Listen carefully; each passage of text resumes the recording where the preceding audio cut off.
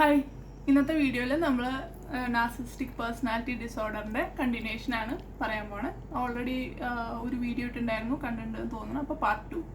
അപ്പോൾ നമ്മൾ പറഞ്ഞു ബോത്ത് ജെൻഡേഴ്സിൽ ഇത് കാണുമെന്ന് പറഞ്ഞു. അതുപോലെ തന്നെ നമുക്ക് ചിലപ്പോൾ പാർട്ട്ണറായിട്ട് നാർസിസ്റ്റിക് ഒരു പാർട്ട്ണറിനെ കിട്ടാം. അതുപോലെ തന്നെ പാരൻസ് നാർസിസ്റ്റിക് പാരൻസ് ആവാം. ചിലപ്പോൾ രണ്ടുപേരും ആയിരിക്കാം, ചിലപ്പോൾ ഒരാളായിരിക്കാം. അതുപോലെ തന്നെ ചിലപ്പോൾ ഗ്രാൻഡ് പാരൻസ് നാർസിസ്റ്റിക് ആയിരിക്കാം. അങ്ങനെയൊക്കെ ഓരോരുത്തർക്കും എഫക്റ്റ് വരുന്നത് ഡിഫറെൻറ്റ് തരത്തിലായിരിക്കും വരിക.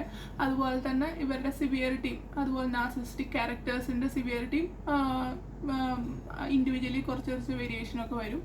അപ്പോൾ ഇപ്പോൾ നമ്മൾ ഒരു കുട്ടിയുടെ കാര്യം എടുക്കുകയാണെങ്കിൽ, അതായത് നാർസിസ്റ്റിക് പാരൻ്റ് ഉള്ള ഒരു കുട്ടിയുടെ കാര്യം എടുക്കുകയാണെങ്കിൽ, അവർ ഭയങ്കര സ്ട്രെസ്സിലാണ് ജീവിക്കണത്. ഇപ്പോൾ ഒരു നാർസിസ്റ്റ് ഒരു വീട്ടിലുണ്ടെങ്കിൽ നാർസിസ്റ്റ് അല്ലാത്തൊരാൾ നടക്കണം. ഇപ്പോൾ അവരുടെ ഒരു കണ്ടീഷൻ എന്ന് പറഞ്ഞാൽ എപ്പോഴും പേടിച്ചിട്ട്, അതായത് ഞാൻ എന്തെങ്കിലും ചെയ്താൽ അവർക്ക് റേസ് ആവുമോ, അവരെന്തെങ്കിലും ദേഷ്യം വരുമോ, അല്ലെങ്കിൽ ഞാൻ എന്തെങ്കിലും പറഞ്ഞു കഴിഞ്ഞാൽ ആൾക്കാരുടെ മുമ്പിൽ ഇൻസൾട്ട് ചെയ്യുമോ, അതൊരു നാണക്കേടാവോ, അങ്ങനെ പേടിച്ചിട്ടായിരിക്കും.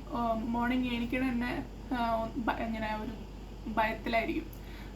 കുറേ ഞാൻ പറഞ്ഞല്ലോ, ഇംഗ്ലീഷ് ചാനൽസ് ഇങ്ങനെ നാർസിസ്റ്റിക് അബ്യൂസ് ചെയ്ത വിക്ടിംസിന് ഹീലിംഗ് തെറാപ്പിയും അതുപോലെ തന്നെ അവനെ സപ്പോർട്ട് ചെയ്യണ കുറേ ഗ്രൂപ്പ്സുകളൊക്കെ ഉണ്ട് എന്നൊക്കെ പറഞ്ഞല്ലോ. അപ്പോൾ അതിൽ പറഞ്ഞത് ഈ നാർസിസിസ്റ്റിൻ്റെ ഒപ്പം ജീവിക്കുക എന്ന് പറഞ്ഞാൽ വാക്കിംഗ് ഓൺ എഗ്ഷെൽസ് പോലെയാണ്. അതായത് മുട്ടത്തോടിൻ്റെ മുകളിലൂടെ നടക്കണ പോലത്തെ ഒരു അവസ്ഥയാണ് ഒപ്പമുള്ള ആൾക്കാർക്ക് ഉണ്ടാവുക. അതായത് എന്ത് ചെയ്താലാണ് പ്രശ്നം ഉണ്ടാവുക. മാക്സിമം നമ്മൾ ഒരു പീസ് ആഗ്രഹിക്കുന്നുണ്ട്, പക്ഷെ ഇവരെപ്പോഴാണ് ഇവർക്ക് നമ്മളെ അറ്റാക്ക് ചെയ്യാൻ തോന്നുക, എപ്പോഴാണ് നമ്മൾ ഒരു ചെയ്യുമ്പോൾ നമ്മളതിനെ ഇൻസൾട്ട് ചെയ്യാന്നൊക്കെ ആ ഒരു ഭയം എപ്പോഴും ഉണ്ടായിരിക്കും. അപ്പോൾ കുട്ടികളുടെ കാര്യമാണെങ്കിലും സെയിം കണ്ടീഷനാണ്. അവർ കോൺസ്റ്റന്റ് സ്ട്രെസ്സിലായിരിക്കും. ഈവൻ അവർക്ക് 2 പാരൻ്റ് ഉണ്ട് എന്ന് പറഞ്ഞാലും ഒരാൾ നാർസിസ്റ്റിക് ആണെങ്കിൽ അവർ സിംഗിൾ പാരൻ്റിൻ്റെ അണ്ടറിൽ ജീവിക്കണ പോലെ ആയിരിക്കും. പ്രത്യേകിച്ച് അവരെ കൊണ്ട് മോണിറ്ററി ആയിട്ടുള്ള ബെനിഫിറ്റ്സോ അല്ലെങ്കിൽ ഒരു സപ്പോർട്ടോ അല്ലെങ്കിൽ അങ്ങനത്തെ ബെനിഫിറ്റ്സ് ഉണ്ടാവില്ല. മാത്രമല്ല ഭയങ്കരമായിട്ട് ഉപദ്രവങ്ങൾ ഉണ്ടാവുമായിരിക്കും. അതുപോലെ തന്നെ അവരുടെ പാർട്ട്നേഴ്സ് തമ്മിൽ ഭയങ്കര എപ്പോഴും ബഹളം, മടി, ചതി ഇതൊക്കെ കണ്ടിട്ട് അവരും കോൺസ്റ്റന്റ് ഒരു സ്ട്രെസ്സിലായിരിക്കും. എപ്പോഴെങ്കിലും ഇവരൊന്ന് വീട്ടിൽ നിന്ന് പുറത്ത് പോയാൽ ഇവർക്കൊരു സമാധാനം എന്ന പോലെ ആയിരിക്കും ഈ കുട്ടികളുടെ കാര്യം. അതുപോലെ തന്നെ ഈ നാർസിസ്റ്റിക് പാരൻസ് ഉള്ള പിള്ളേർ, അവർക്ക് ഏജിനെയും കാണ്ടും കൂടുതൽ മെച്യൂരിറ്റി ഉണ്ടാവും. കാരണം എന്താ വെച്ചാൽ അവരെല്ലാ കാര്യങ്ങളും പാരൻസിനെ ഡിപ്പെൻഡ് ചെയ്തിട്ട് കാര്യമില്ല.